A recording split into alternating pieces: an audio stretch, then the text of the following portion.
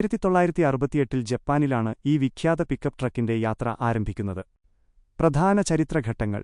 തുടക്കം 1968 ഒന്നാം തലമുറ ഹൈലക്സ് 1.5 ലിറ്റർ എഞ്ചിനുമായാണ് പുറത്തിറങ്ങിയത്.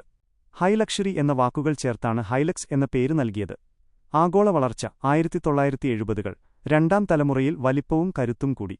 ഇക്കാലയളവിൽ ഹൈലക്സ് ഏഷ്യയ്ക്കും ജപ്പാനും പുറത്തേക്ക് കയറ്റുമതി ചെയ്യാൻ തുടങ്ങി.